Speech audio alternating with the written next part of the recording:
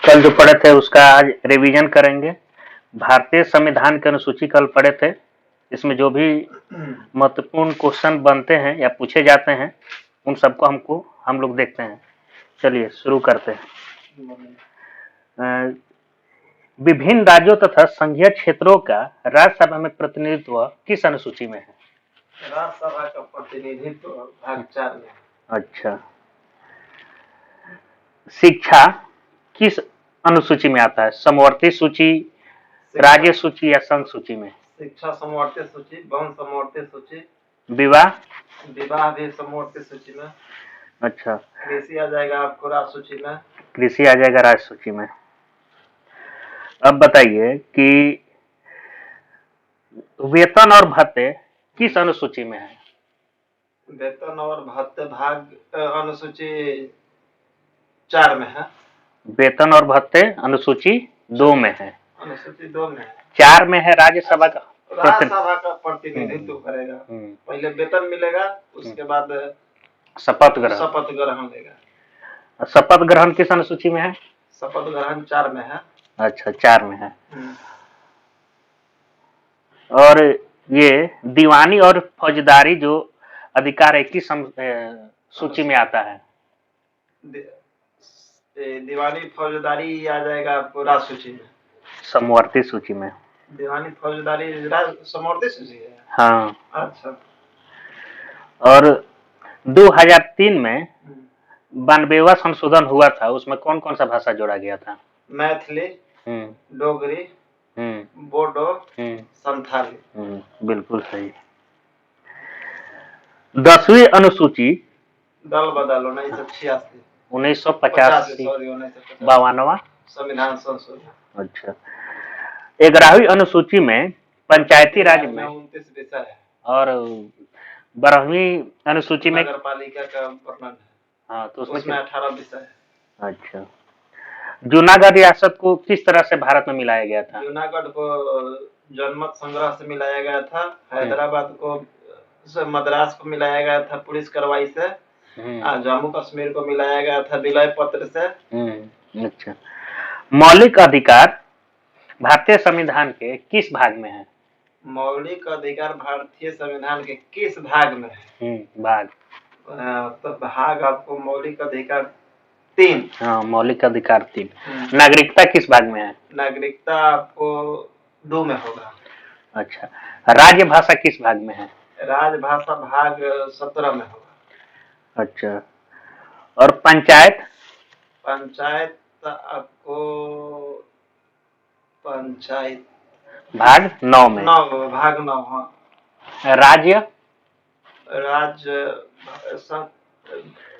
भाग 6 में। हाँ। संघ है भाग 8 में। संघ राज्य क्षेत्र 8 में। संघ है 5 में। केंद्र शासित अगर पूछेगा संघ राज्य क्षेत्र या केंद्र शासित तो वो है 8 में।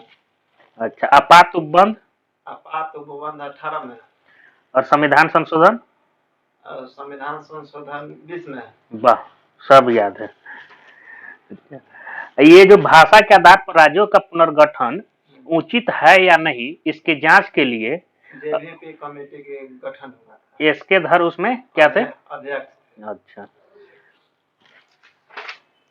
अगला है भाषाई आधार पर जो राज्य पुनर्गठन आयोग हुआ उसका अध्यक्ष कौन थे? फजल अली। अच्छा। उसके सदस्य और कौन कौन थे? पनिकर थे और कुंजरू। हाँ, हृदयनाथ कुंजरू। राज्य पुनर्गठन आयोग कब पास हुआ था? गठन हुआ था 53 में, पास हुआ था 56 में। गठन हुआ था 53 में और पास हुआ था 56 में। अब पांडिचेरी संघ राज्य क्षेत्र इसको कब बनाया गया? संघ राज्य क्षेत्र 61 में। 28 मई 1956 ईस्वी में संधि पर हस्ताक्षर करके पांडिचेरी को बना लिया गया। गोवा दमन द्वीप को भारत पुर्तगालियों से कब आजाद करवाया गया था? 18 दिसंबर 1961। अच्छा। कौन सा संविधान संशोधन द्वारा गोवा दमन द्वीप को भारत में मिला लिया गया? 12वां संविधान संशोधन। वर्तमान समय में भारत में कितने राज्य हैं? 28 राज्य है, 8 केंद्र शासित प्रदेश। अच्छा। अब हम लोग क्षेत्रीय परिषद से देखते हैं, तो दिल्ली किस क्षेत्रीय परिषद में आएगा? उत्तरी क्षेत्रीय परिषद। उत्तरी क्षेत्रीय परिषद। मेघालय? मेघालय पूर्वी क्षेत्रीय परिषद, अब उसको पूर्वोत्तर मान लिया। अच्छा। और तेलंगाना? तेलंगाना दक्षिणी क्षेत्रीय परिषद। तो चलिए आज शुरू करते हैं। चैप्टर है 9 भारतीय नागरिकता।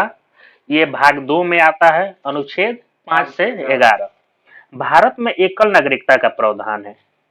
भारतीय नागरिकता अधिनियम 1935 ईस्वी के अनुसार भारत नागरिकता अधिनियम 1955 ईस्वी के अनुसार निम्न में से किसी एक आधार पर नागरिकता प्राप्त की जा सकती है। पहला पॉइंट है जन्म से। प्रत्येक व्यक्ति जिसका जन्म संविधान लागू होने अर्थात 26 जनवरी 1950 ईस्वी को या उसके पश्चात भारत में हुआ हो, वह जन्म से भारत का नागरिक होगा। अपवाद है राजनयिकों के बच्चे, विदेशी के बच्चे, ये सब भारत में ये अपवाद है, ये भारत के नागरिक नहीं होंगे। दूसरा पॉइंट है इसमें वंश परंपरा द्वारा नागरिकता। भारत के बाहर अन्य देशों में 26 जनवरी 1950 ईस्वी के पश्चात जन्म लेने वाले व्यक्ति भारत का नागरिक माने जाएंगे यदि उसके जन्म के समय उसके माता पिता में से कोई भी भारत का नागरिक हो।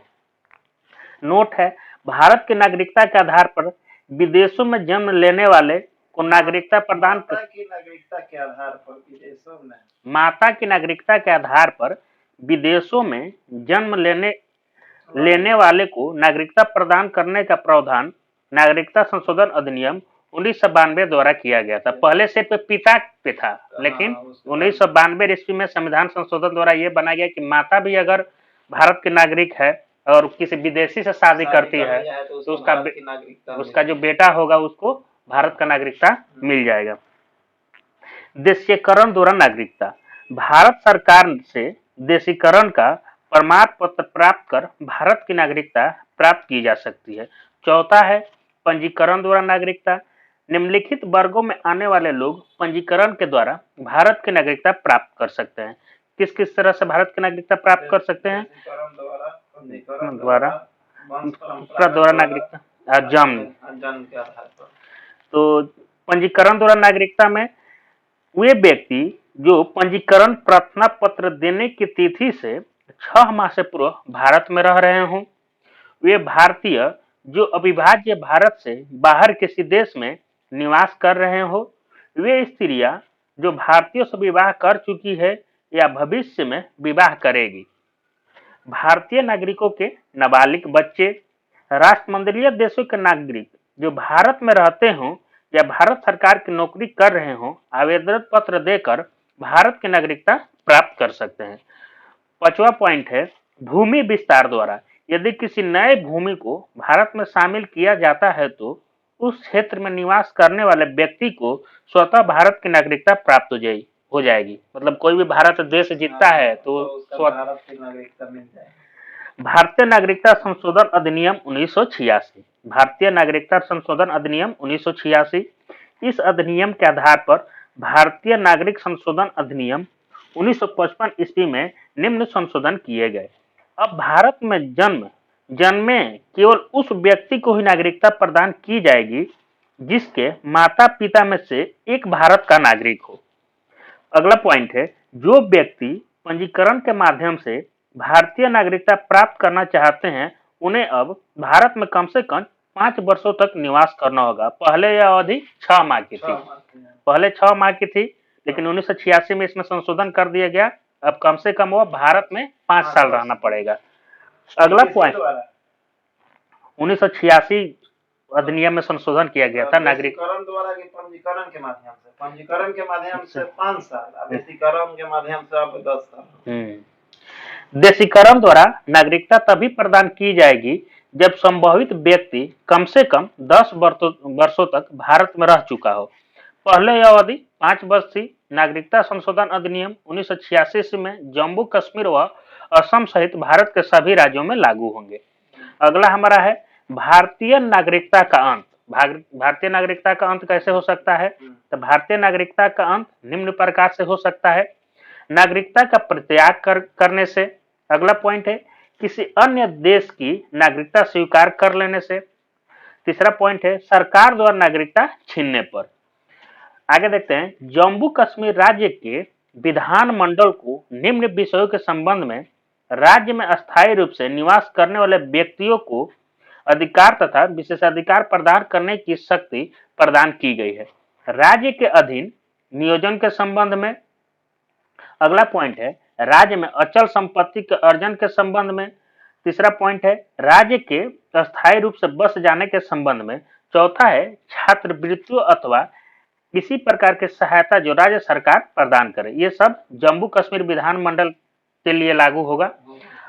चैप्टर नंबर 10 है मौलिक अधिकार। इसे संयुक्त राज्य अमेरिका के संविधान से लिया गया है। इसका वर्णन संविधान के भाग 3 में है। अनुच्छेद 12 से 35 तक है। संविधान के भाग 3 को भारत का अधिकार पत्र यानी मैग्ना कार्टा कहा जाता है। इसे मूल अधिकारों का जन्मदाता भी कहा जाता है। मौलिक अधिकारों में संशोधन हो सकता है एवं राष्ट्रीय आपात के दौरान अनुच्छेद 352 जीवन एवं व्यक्तिगत स्वतंत्रता के अधिकार को छोड़कर अन्य मौलिक अधिकारों को स्थगित किया जा सकता है। अगला पॉइंट है मूल संविधान में 7 मौलिक अधिकार थे, लेकिन 44वें संविधान 1978 के द्वारा संपत्ति का अधिकार यानी अनुच्छेद 31 एवं 19 के क को मौलिक अधिकार के सूची से हटाकर इसे संविधान के अनुच्छेद 301 के अंतर्गत कानूनी अधिकार के रूप में रखा गया है। 1931 ईस्वी में कराची अधिवेशन अध्यक्ष थे सरदार वल्लभ भाई पटेल में कांग्रेस ने घोषणा पत्र में मूल अधिकारों की मांग की। मूल अधिकारों का प्रारूप जवाहरलाल नेहरू ने बनाया था। मौलिक अधिकार देखते हैं। समता और समानता का अधिकार अनुच्छेद 14 से 18। स्वतंत्रता का अधिकार है अनुच्छेद 19 से 22। शोषण के विरुद्ध अधिकार है अनुच्छेद 23-24। धार्मिक स्वतंत्रता का अधिकार है अनुच्छेद 25 से 28। संस्कृति और शिक्षा संबंधी अधिकार है अनुच्छेद 29 से 30 और संवैधानिक उपचारों का अधिकार है अनुच्छेद 32। तो हम लोग समता और समानता का अधिकार देखते हैं 14 से 18। समता या समानता का अधिकार अनुच्छेद 14। अनुच्छेद 14 में है विधि के समक्ष समानता। इसका अर्थ यह है कि राज्य सभी व्यक्तियों के लिए एक समान कानून बनाएगा तथा उन पर एक समान लागू होगा। अनुच्छेद 15 में कहता है कि धर्म, नस्ल, जाति, लिंग या जन्म स्थान के आधार पर भेदभाव का निषेध। राज्य के द्वारा धर्म, मूल वंश, जाति, लिंग एवं जन्म स्थान आदि के आधार पर नागरिकों के प्रति जीवन के किसी भी क्षेत्र में भेदभाव नहीं किया जाएगा। लेकिन ये तो अभी बहुत चल रहा है भाई। अनुच्छेद 14 है लोक नियोजन के विषय में अनुच्छेद 16 है लोक नियोजन के विषय में अवसर की समानता। राज्य का अधीन किसी भी पद पर नियोजन या नियुक्ति से संबंधित विषयों पर सभी नागरिकों के लिए अवसर की समानता होगी। अपवाद है अनुसूचित जाति, अनुसूचित जनजाति एवं पिछड़ा वर्ग। इन सबको लोक नियोजन के विषय में अवसर की समानता नहीं है, इन लोग का आरक्षण दिया गया है। अनुच्छेद 17 है अस्पृश्यता का अंत। अस्पृश्यता के उन्मूलन के लिए इसे दंडनीय अपराध घोषित किया गया है। अनुच्छेद 18 है उपाधियों का अंत। सेना या विधा संबंधी सम्मान के सिवाय अन्य कोई भी उपाधि राज्य द्वारा प्रदान नहीं की जाएगी। भारत का कोई नागरिक किसी अन्य देश से बिना राष्ट्रपति के आज्ञा के कोई उपाधि स्वीकार नहीं कर सकता है।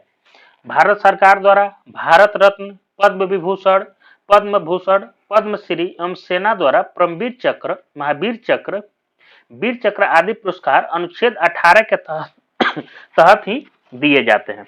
अगला हम लोग का है स्वतंत्रता का अधिकार अनुच्छेद 19 से लेके अनुच्छेद 22 तक। अनुच्छेद 19 में है मूल संविधान में 7 तरह की स्वतंत्रता का उल्लेख था, अब सिर्फ 6 हैं। अनुच्छेद 19 संपत्ति का अधिकार 44वां संविधान संशोधन 1978 के द्वारा हटा दिया गया और इसको किसमें शामिल किया गया अनुच्छेद 300 के ए में। अब ये कानूनी अधिकार है। 6 तरह की स्वतंत्रता का अधिकार है। अनुच्छेद 19 के ए में है बोलने की स्वतंत्रता। 19 अनुच्छेद बी में है पूर्वक बिना हथियार के एकत्रित होने और सभा करने की स्वतंत्रता। अनुच्छेद 19 के सी में है संघ बनाने की स्वतंत्रता। अनुच्छेद 19 के डी में है देश के किसी भी क्षेत्र में आवागमन की स्वतंत्रता। अनुच्छेद 19 के ई में है देश के किसी भी क्षेत्र में निवास करने और बसने की स्वतंत्रता।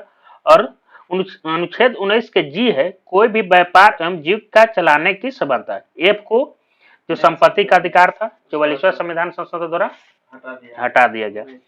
अब अनुच्छेद 20 है अपराधों के लिए दोष सिद्ध के संबंध में संरक्षण। इसके तहत 3 प्रकार के स्वतंत्रता का वर्णन है। किसी भी व्यक्ति को एक अपराध के लिए सिर्फ एक बार ही सजा मिलेगी। अगला पॉइंट है अपराध करने के समय जो कानून है उसी के तहत सजा मिलेगी, न कि पहले और बाद में बनने वाले कानून के तहत।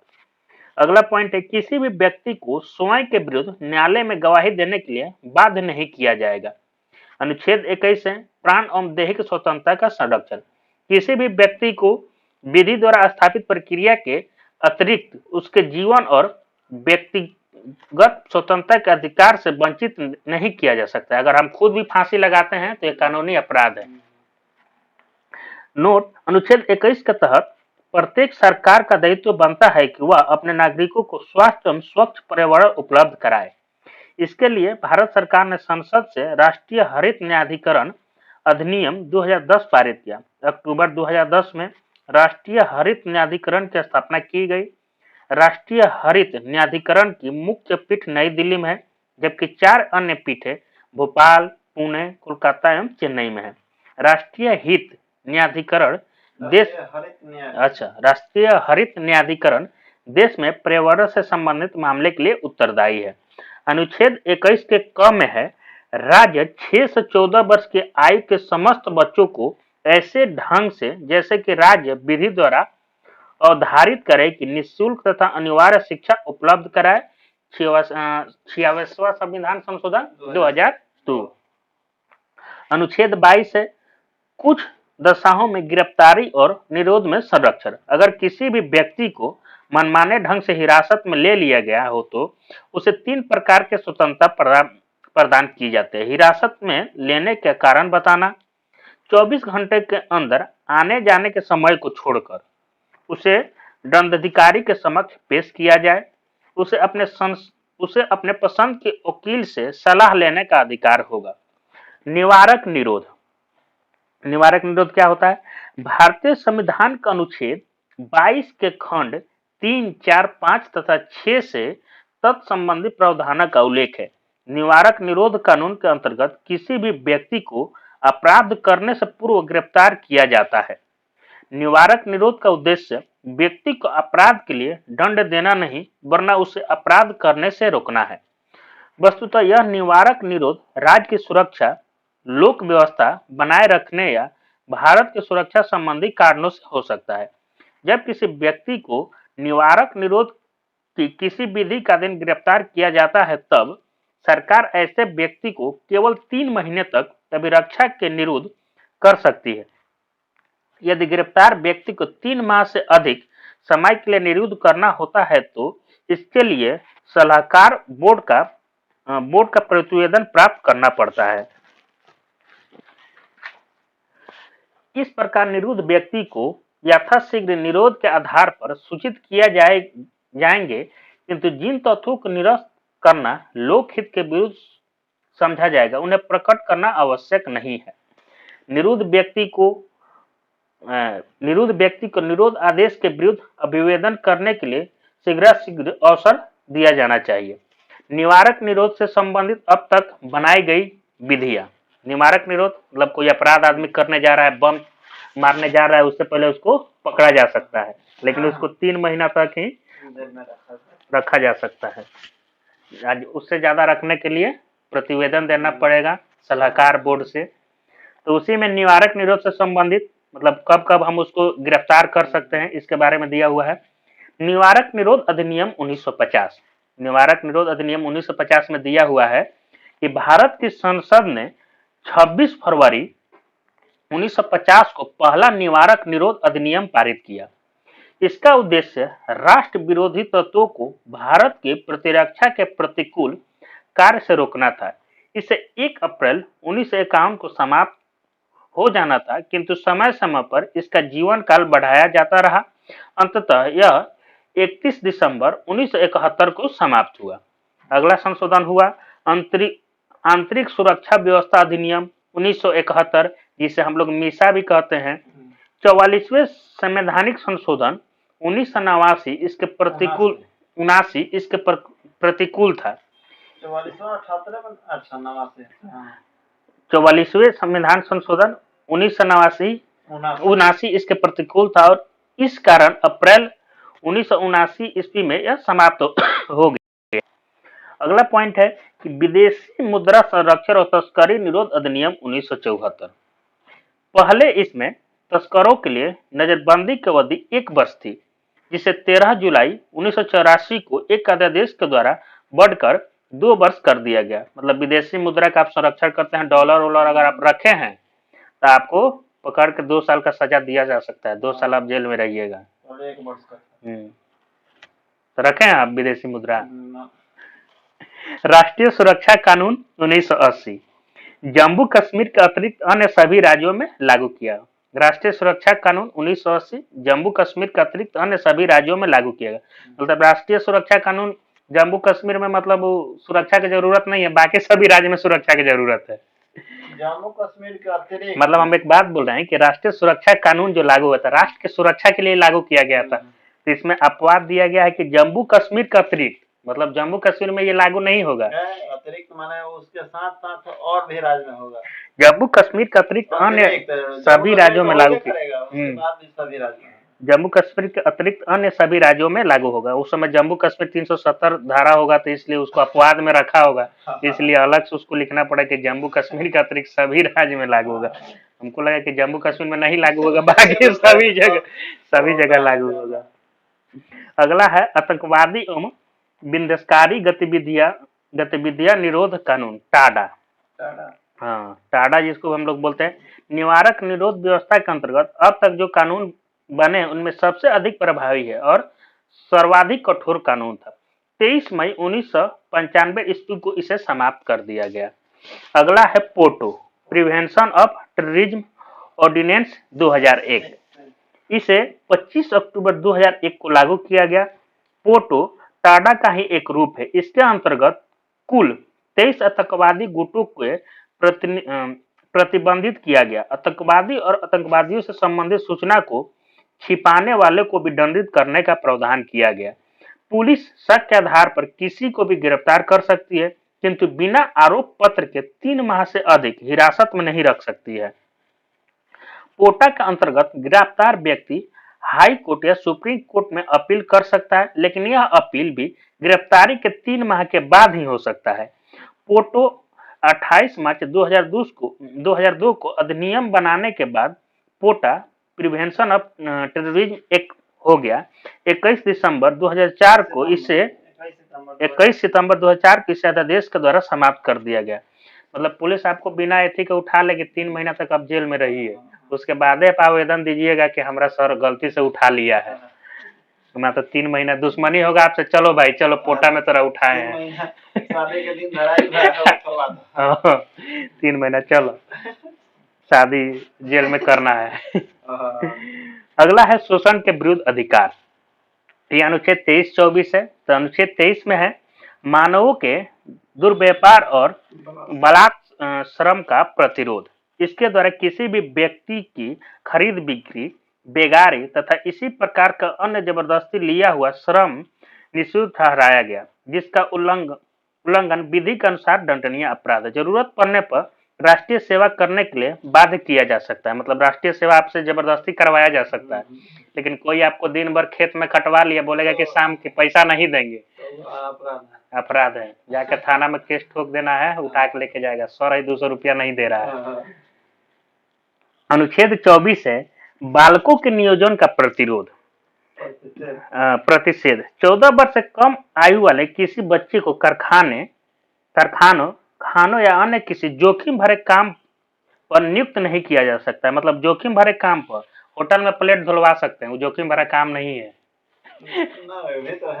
नहीं 14 वर्ष कम आयु वाले किसी भी बच्चे को कारखानों खानों या किसी अन्य जोखिम भरा काम नहीं किया जा सकता है। नॉर्मल काम जिसमें घर में आपको झाड़ू पोछा कर सकते हैं, हाँ, प्लेट धुलवा सकते हैं होटल में, वो भी अपराध है, लेकिन उसको कोई मानता नहीं है उसको। लेकिन यहाँ तो जोखिम भरा दिया हुआ, तो मतलब तो वही हुआ कि उसको जान को खतरा वाला काम नहीं करवाना है।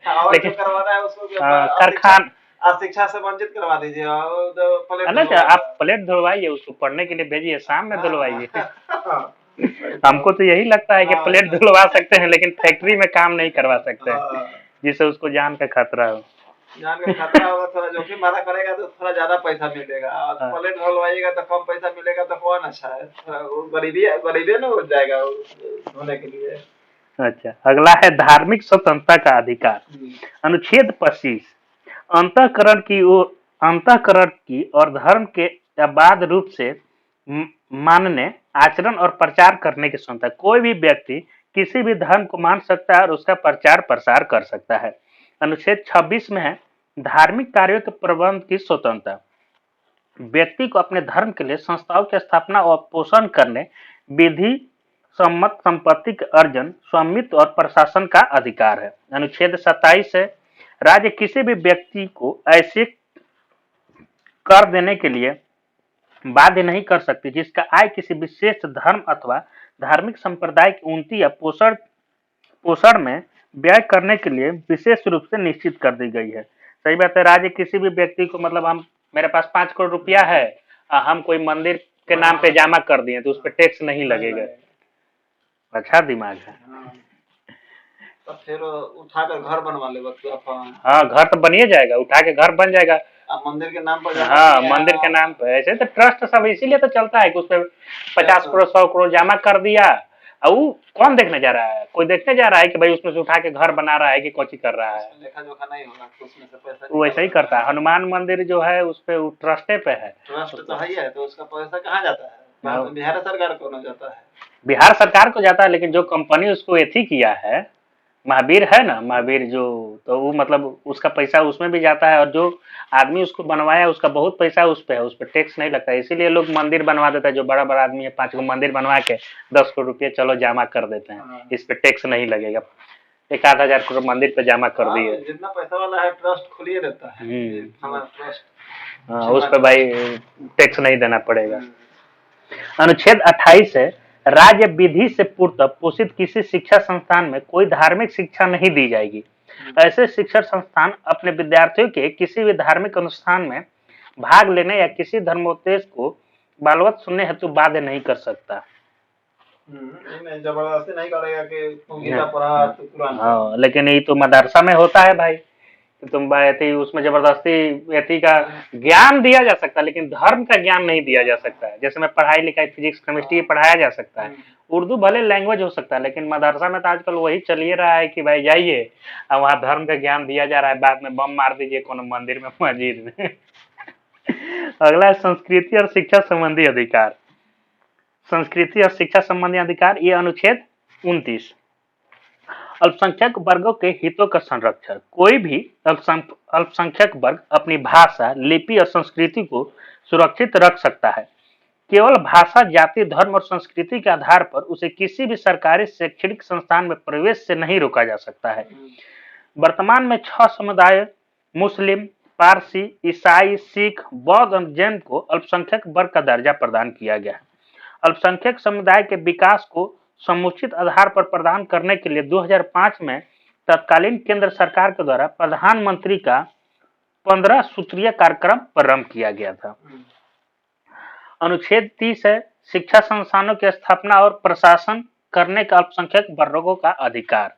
कोई भी अल्पसंख्यक अपनी पसंद का शैक्षिक संस्थान चला सकता है और सरकार उसे अनुदान देने से किसी भी तरह की भेदभाव नहीं करेगी। मतलब सरकार से अनुदान ले सकता है, ये नहीं कि भाई हम अल्पसंख्यक है तो हमको भाई जैन है तो हम उसको नहीं, सरकार नहीं देगी। हाँ, जैसे सरकारी संस्थान कुछ भी खोलेगा तो उसको अनुदान दे सकता है। अगला है संवैधानिक उपचारों का अधिकार। अनुच्छेद 32 संवैधानिक उपचारों का अधिकार को डॉक्टर भीमराव अंबेडकर ने संविधान की आत्मा कहा है।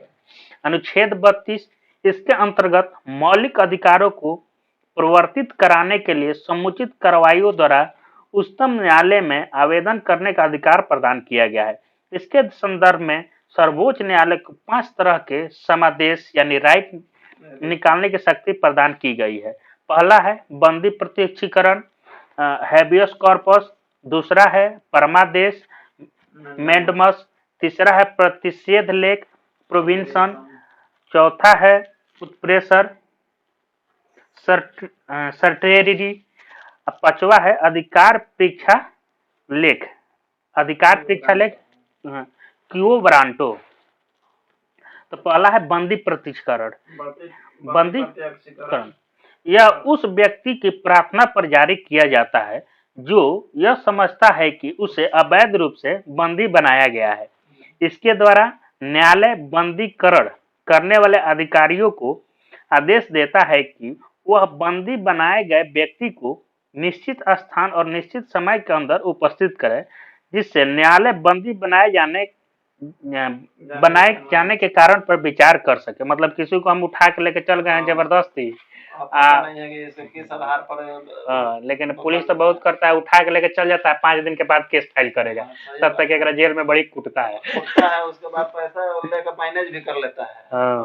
लोग डरता है, उठाकर पुलिस ले जाएगा तो थाना पर जाकर गांव वाला समझेगा कि यहीं से छुड़ा लीजिए, नहीं तो वहां जाएगा तो फंस जाएगा, और वहां जाइएगा तो आपको फ्री में छोड़ेगा। वहां से फ्री में छोड़ना है, 24 घंटा के अंदर आपको वहां ऐसे ही करना है। लेकिन ये लोग कि चलानी है से कट गएगा तो मुश्किल होगा। अगला है परमादेश। परमादेश का लेख उस समय जारी किया जाता है जब कोई पदाधिकारी अपने सार्वजनिक कर्तव्य का निर्वहन नहीं करता है। इस प्रकार के आज्ञा पत्र के आधार पर पदाधिकारी को उसके कर्तव्य का पालन करने का आदेश जारी किया जाता है। मतलब दरोगा साहब है, दिन भर ड्यूटी नहीं कर रहे हैं, कुर्सी पर दम लोट के पूरा सो रहे हैं, तो भाई उनको उनके ऊपर जाके न्यायालय में भाई कीजिए कि दरोगा साहब मर्डर हो गया, नहीं जा रहे हैं। तीसरा है प्रतिषेध लेख। यह आज्ञा पत्र सर्वोच्च न्यायालय तथा उच्च न्यायालय द्वारा निम्न न्यायालय या अर्ध न्यायिक न्यायालय को जारी करते हुए आदेश दिया जाता है कि इस मामले में अपने यहाँ कार्रवाई न करे, क्योंकि यह मामला उसके अधिकार क्षेत्र से बाहर है। मतलब वैसा कोई बड़ा मामला आ गया जो मतलब ब्लॉक लेवल या डिस्ट्रिक्ट लेवल उसके अधिकार से बाहर का है, तो उसको उच्च न्यायालय में भेजिए। अच्छा, चौथा पॉइंट है उत्प्रेषण। इसके द्वारा अधीनस्थ न्यायालय को यह निर्देश दिया जाता है कि वो अपने पास लंबित मुकदमे के न्याय निर्णय के लिए उसे वरिष्ठ न्यायालय को भेज सकता है। मतलब उसके पास कुछ पड़ा हुआ है पेंडिंग, तो तुमसे नहीं हो रहा है तो भेजो, हमारे पास हम करेंगे। हाँ, पांचवा है अधिकार परीक्षा लेख। जब कोई व्यक्ति ऐसे पदाधिकारियों के रूप में कार्य करने लगता है जिसके रूप में कार्य करने का उसे वैधानिक रूप से अधिकार नहीं है, तो न्यायालय अधिकार परीक्षा के आदेश के द्वारा उस व्यक्ति से पूछता है कि वह किस अधिकार से कार्य कर रहा है, और जब तक यह इस बात का संतोषजनक उत्तर नहीं देता है वह कार्य नहीं कर सकता है। मतलब दरोगा है, डीएसपी का कार्य करने लगा, तो भाई तुमसे पूछेगा कि क्यों कर रहा है भाई। तो बताएगा बोलकर गए हैं वो अपना हमको कार्यभार देगा। अच्छा, नहीं देगा तब चलिए भाई। मौलिक अधिकार में संशोधन। मौलिक अधिकार में कब कब संशोधन हुआ है? तो गोलकनाथ बनाम पंजाब राज्य 1967 के निर्णय से पूर्व दिए गए निर्णयों में यह निर्धारित किया गया था कि संविधान के किसी भी भाग में संशोधन किया जा सकता है जिसमें अनुच्छेद 368 एवं मूल अधिकारों को शामिल किया गया था। अगला आया था सर्वोच्च न्यायालय ने गोलकनाथ बनाम पंजाब राज्यवाद। सर्वोच्च न्यायालय ने गोलकनाथ बनाम पंजाब राज्य, ये भी 1967 में आया था कि निर्णय में अनुच्छेद 368 में निर्धारित प्रक्रिया के माध्यम से मूल अधिकारों में संशोधन पर रोक लगा दी गई, अर्थात संसद मूल अधिकारों में संशोधन नहीं कर सकती है। गोलकनाथ बनाम पंजाब राज्य, इसमें बोला गया कि मतलब 368 में जो मतलब किसी भी संविधान में संशोधन कर सकता है उससे संशोधन किया जा सकता है, मूल अधिकार में संशोधन। लेकिन फिर तुरंत 1967 में बोला गया कि मतलब 368 के अनुसार मतलब संशोधन संसद जो है वो नहीं कर सकती है, मूल अधिकार में नहीं कर सकती, मौलिक अधिकार जो उसमें संशोधन नहीं कर सकती है। अगला है 24वें संविधान संशोधन 1971। 24वें संविधान संशोधन 1971 द्वारा अनुच्छेद 13 और 368 में संशोधन किया गया तथा यह निर्धारित किया गया कि अनुच्छेद 368 में दी गई प्रक्रिया के द्वारा मूल अधिकारों में संशोधन किया जा सकता है। फिर अगला जब आया तो उसमें बोला गया 24वां संविधान संशोधन 1971 में कि अनुच्छेद 13 और 368 के संशोधन प्रक्रिया जो है उसके द्वारा मूल अधिकारों में संशोधन किया जा सकता है। मतलब पहले किया गया था गोलकनाथ बनाम पंजाब राज्य 1967 में, तो वो ठीक नहीं था, फिर यहाँ आके एक बार बोला। अगला संशोधन किया गया था केशवानंद भारती बनाम केरल राज्य। इसमें इसके निर्णय में इस प्रकार के संशोधन को विधि मान्यता प्रदान की गई, अर्थात गोलकनाथ बनाम पंजाब राज्य के निर्णय को निरस्त कर दिया गया। सही बात है, ये जो गोलकनाथ बनाम पंजाब राज्य इसको निरस्त कर दिया गया था।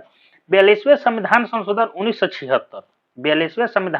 1976 द्वारा अनुच्छेद 368 में खंड 4 और 5 जोड़े गए तथा यह व्यवस्था की गई कि इस प्रकार किए गए संशोधन को किसी न्यायालय में प्रश्नगत नहीं किया जा सकता। मतलब जो संशोधन हो गया है उसको अब किसी न्यायालय में आप अपील नहीं कर सकते हैं।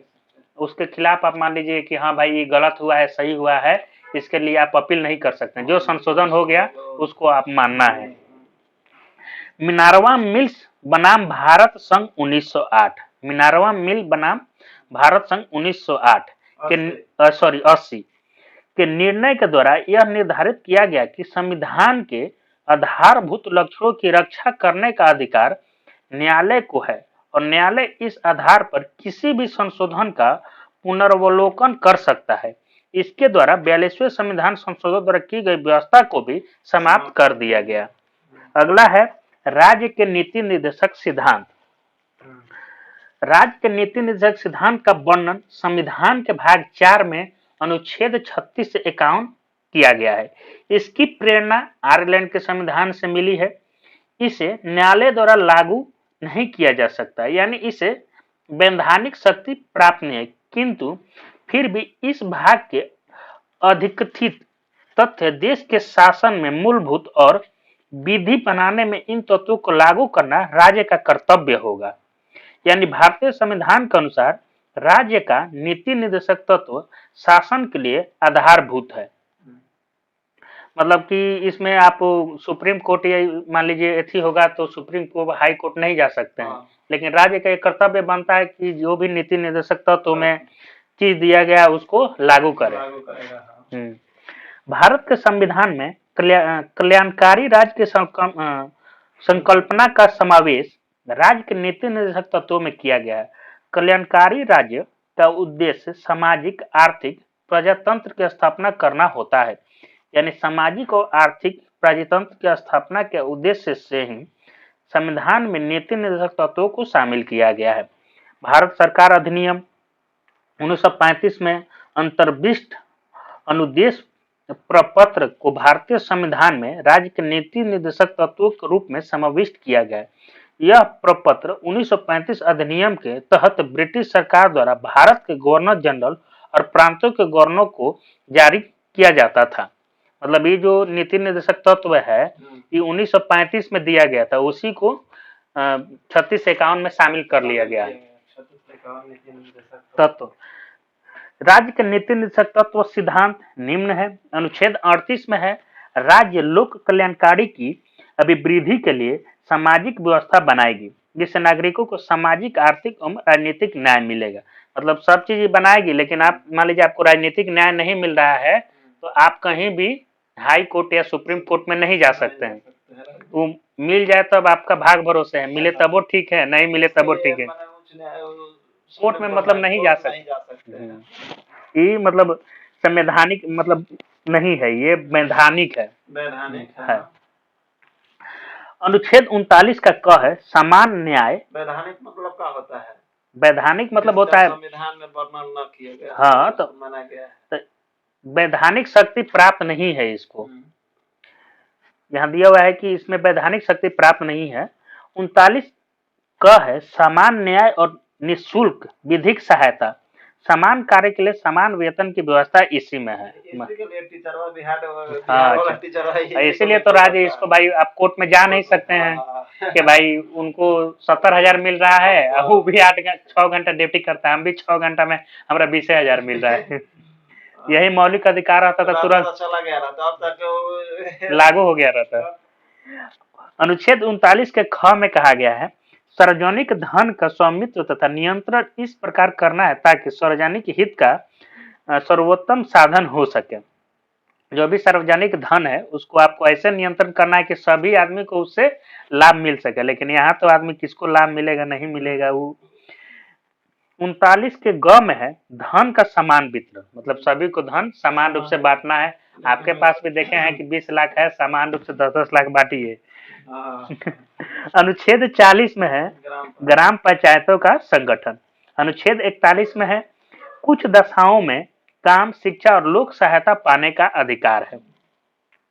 15 अगस्त 1995 से प्रभाव में आया राष्ट्रीय सामाजिक कार्यक्रम भारतीय संविधान के अनुच्छेद 41 के प्रावधानों की पूर्ति करता है। इस उद्देश्य गरीबों को सामाजिक सहायता उपलब्ध कराना है। वर्तमान में इसमें 5 योजनाएं शामिल है। इसमें 5 योजनाएं कौन कौन सी शामिल है? तो 41 में इसी के तहत यह दिया जाता है इंदिरा गांधी राष्ट्रीय वृद्धा पेंशन योजना, इंदिरा गांधी राष्ट्रीय विधवा पेंशन योजना, इंदिरा गांधी राष्ट्रीय विकलांगता पेंशन योजना, राष्ट्रीय परिवार लाभ योजना, अन्नपूर्णा योजना।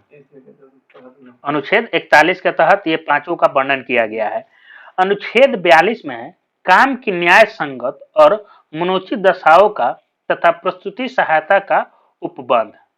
अनुच्छेद 43 में है कर्मकारों के लिए निर्वाचन, मजदूरी एवं कुटीर उद्योग प्रोत्साहन। अनुच्छेद 44 में है नागरिकों के लिए एक समान सिविल संहिता।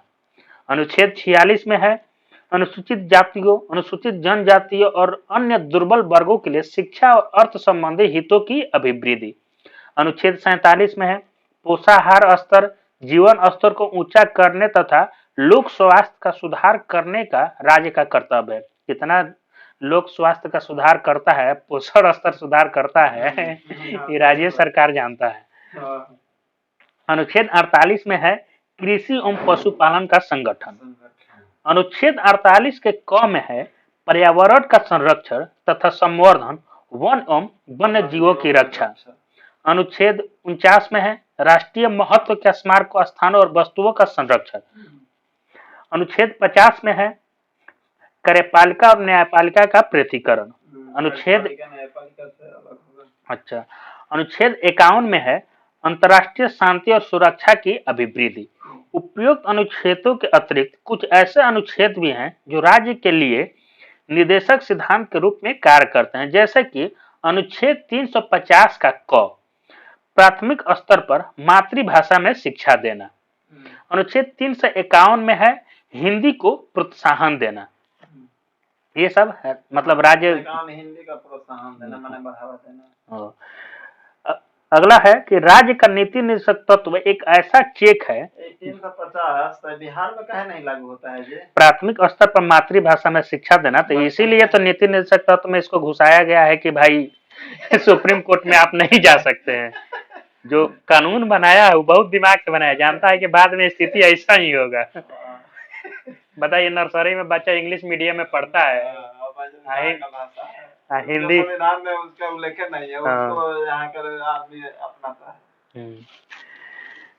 राज्य का नीति निर्देशक तत्व का एक ऐसा चेक है जो बैंक की सुविधा अनुसार अदा की जाएगी। यह कथन केटी शाह का है। मौलिक अधिकार और नीति निर्देशक सिद्धांत में अंतर, मुख्य क्या क्या अंतर है? यह आयरलैंड के संविधान से नीति निर्देशक तत्व आयरलैंड के संविधान से लिया गया है और मौलिक अधिकार अमेरिका के संविधान से लिया गया है। नीति निर्देशक तत्व में इसका वर्णन संविधान के भाग 4 में किया गया है और मौलिक अधिकार का वर्णन भाग 3 में किया गया है। नीति निर्देशक सिद्धांत इसे लागू करने के लिए न्यायालय नहीं जाया जा सकता है। लागू करने के लिए इसमें कुछ नहीं है, मौलिक अधिकार में कुछ नहीं है, तो इसके लिए न्यायालय नीति निर्देशक तत्व यह समाज की भलाई के लिए है। अच्छा, अब मौलिक अधिकार या व्यक्ति के अधिकार के लिए है। इसके पीछे राजनीतिक मान्यता नहीं है, लेकिन इसके पीछे राजनीतिक मान्यता है, लेकिन मौलिक अधिकार के पीछे कानूनी मान्यता है। नीति निर्देशक सिद्धांत में यह सरकार के अधिकारों को बढ़ाता है। अच्छा, अब मौलिक अधिकार में यह सरकार के महत्व को घटाता है। नीति निर्देशक तत्व में यह राज्य सरकार के द्वारा लागू करने के बाद ही नागरिक प्राप्त होता है, लेकिन मौलिक अधिकार में दिया हुआ है यह अधिकार नागरिकों को स्वतः प्राप्त हो जाता है। तो फिर से एक बार रिवीजन करते हैं, तो पूछते हैं, बताइए कहाँ से पढ़े थे? नागरिक संशोधन। अच्छा,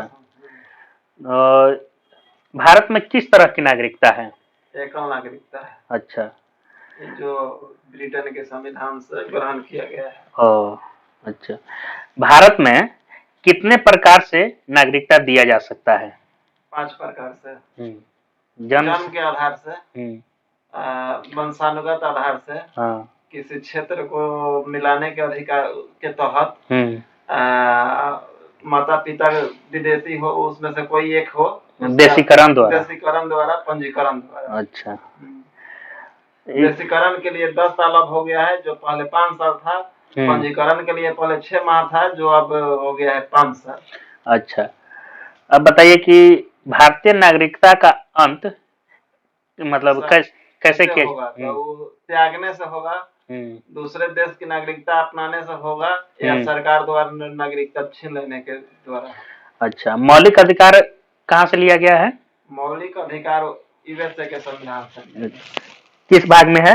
भाग 3 में। अनुच्छेद कितना से कितना? भाग 12 से 35। अनुच्छेद 12 से 35। अच्छा, अब मौलिक अधिकारों में संशोधन हो सकता है यदि राष्ट्रीय आपात के दौरान 352 में मतलब कौन? जीवन की स्वतंत्रता और व्यक्तिगत स्वतंत्रता को छोड़कर सब अधिकार को स्थगित किया जा सकता है। अच्छा, संपत्ति का अधिकार किस संविधान संशोधन द्वारा हटाया गया मौलिक अधिकार से? 42वां संविधान संशोधन 44वां संविधान संशोधन 1978 के द्वारा मौलिक अधिकार संपत्ति का अधिकार को मौलिक अधिकार से हटा के अनुच्छेद 301 के अंतर्गत कानूनी अधिकार में मतलब रख दिया गया है। आगे देखते हैं, संस्कृति और शिक्षा संबंधी अधिकार किस अनुच्छेद से किस अनुच्छेद तक है? सांस्कृतिक और शिक्षा संबंधी अधिकार आपको अनुच्छेद 29-30। 29-30। शोषण के विरुद्ध अधिकार किस अनुच्छेद से किस अनुच्छेद तक है? 23-24। अच्छा, अनुच्छेद 17 में क्या है? अनुच्छेद अस्पृश्यता का मतलब छुआछूत। अनुच्छेद 18 में? 18 में है आपको उपाधियों का। अच्छा, अब आते हैं स्वतंत्रता का अधिकार। अनुच्छेद 19 में मूल संविधान में कितनी तरह की स्वतंत्रता थी? 7 थी। और अभी कितने तरह की है? हो गई है। संपत्ति का अधिकार को हटा गया। 19F को निरसित किया गया है। हाँ, 19F को हटाया गया है, सही बात। अब प्रेस की स्वतंत्रता का वर्णन किसमें? 19 के 1 में। अच्छा, बोलने की स्वतंत्रता। माइक लेके स्कूल में घुस जाइए, आप बोल दिया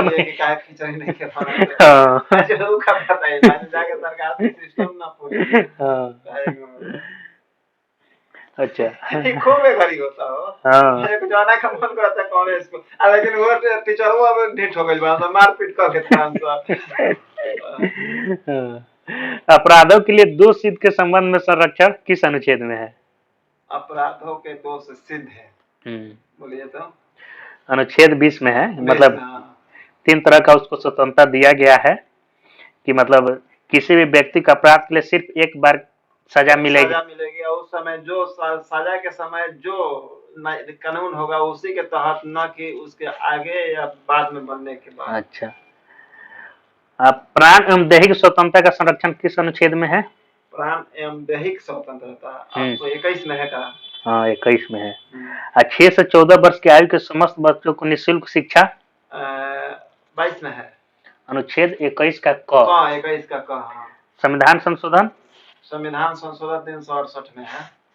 किस संविधान संशोधन द्वारा 6 से 14 वर्ष को? अच्छा, किस संविधान? 2002 में आया था। 86। 86वां संविधान संशोधन 2002। कुछ दशाओं में गिरफ्तारी और निरोध में संरक्षण 22 में है। अनुच्छेद 22 में। निरोधक निवारक निरोध जो कानून था, इसके तहत अगर किसी आदमी को हम गिरफ्तार कर लेते हैं तो कितने मतलब दिन तक उसको जेल में, 1 महीना तक जेल में रख सकते हैं। उसके बाद ही वो अप्लाई करेगा कि हमको गलत ढंग से गिरफ्तार किया है। गर्लफ्रेंड का ब्याह हो जाएगा दूसरा से। सही बात है। अच्छा, आंतरिक सुरक्षा अधिनियम मतलब कब आया था? आंतरिक निवारक निरोध के अंतर्गत फोटो के नहीं मिसा। अच्छा, ये आया था 1971। निवारक निरोध अधिनियम पहले ही आया था, जब 1951 में इसको लाया गया, जब भारत पाकिस्तान मतलब अलग हुआ था, तो उस समय बड़ा षड्यंत्र हो रहा था कि भारत की अखंडता को तोड़ा जाए, इसीलिए 1950 में इसको बनाया गया था। आप पोटा बता दो। पोटा आपको 2001 में 25 अक्टूबर 2001 में। हाँ, 25 अक्टूबर 2001 में। शोषण के विरुद्ध हो गया। शोषण कितना तक है? 23-24। अच्छा, 14 वर्ष से कम आयु के बच्चों के लिए कारखानों में जो जोखिम भरे कार्य नहीं करा सकते हैं। किस अनुच्छेद में बोला गया है? 24 में है। बलात् श्रम खरीद बिक्री फरोख्त ही है 23 में। बेगारी नहीं खटवा सकते हैं, अनुच्छेद 23 में। अच्छा, धार्मिक स्वतंत्रता का अधिकार कितना से कितना? 25 से 28। 25 से 28। अच्छा, सांस्कृतिक एवं शिक्षा संबंधी अधिकार 29 और 30। अब संवैधानिक उपचारों का अधिकार, इसमें मतलब कितने तरह के रिट जारी हो सकते हैं? 5 है। 5। अच्छा, परमादेश, अध्यादेश, बंदी प्रत्यक्षीकरण, अधिकार परीक्षा और परमादेश उत्प्रेषण मतलब नीचे न्यायालय वाला अपना जो भी जो मुकदमा पेंडिंग में है उसको ऊपर बोलेगा कि हमको दो, तुमसे नहीं। गोलक बनाम पंजाब राज्य कब ये आया था? 1967। हाँ, 1967 में आया था। और केशवानंद भारती बनाम केरल राज्यवाद 1968। ये आया था, इसमें नहीं दिया हुआ है। पंजाब निर्णय को निरस्त मतलब कर दिया गया था, उसी समय आया था, उसी के आसपास। हाँ। अब 42वां संविधान संशोधन 1976। अच्छा, मिनारवा मिल्स बनाम भारत संघ 1980 में आया था। हाँ, इसमें 42वां संविधान संशोधन द्वारा की गई व्यवस्था को समाप्त कर दिया गया था। नीति निर्देशक तत्व का कि मतलब कितना कितना अनुच्छेद है? अच्छा 36 से 51। और संविधान के भाग कितना में है? भाग 4 में है। अच्छा, भाग 4 में है। आइए, मतलब इसको वैधानिक शक्ति प्राप्त नहीं है। अच्छा, आगे देखते हैं। अनुच्छेद 40 में पंचायती राज व्यवस्था। अच्छा, अनुच्छेद 39 का क 39 का क में है आपको समान न्याय और समान न्याय और निःशुल्क समान वेतन नहीं, 39 के कम है समान न्याय और निःशुल्क विधि सहायता। 39 निःशुल्क विधि सहायता। अच्छा, अब 39 के ग में है धन का समान वितरण। आगे देखते हैं, अनुच्छेद 43 में 43। हाँ, 43 में का निर्वाचन, मजदूरी, कुटीर उद्योग का प्रोत्साहन। अच्छा, अनुच्छेद 48 में 48 में क्या है? कृषि एवं पशुपालन। और उसी में संशोधन करके 48 का क जोड़ा गया, पर्यावरण का संरक्षण करना। हो जाएगा राष्ट्रीय महत्व स्मारकों स्थानों के संरक्षण। अब 50 का पालिका न्यायपालिका का पृथकीकरण। हिंदी का प्रोत्साहन 350 में। अच्छा, चलिए आज के लिए इतना ही, कल पढ़ेंगे मौलिक कर्तव्य। हिंदी का प्रोत्साहन होगा 351 में। प्राथमिक स्तर पर मातृभाषा में शिक्षा देना है आपको 350 का कम है। ये कौन बोल दिया था कि राज्य का नीति निर्देशक तो एक ऐसा चेक है जो अच्छा, चलिए आज खत्म हो गया, आज के लिए इतना ही, कल पढ़ेंगे मौलिक कर्तव्य।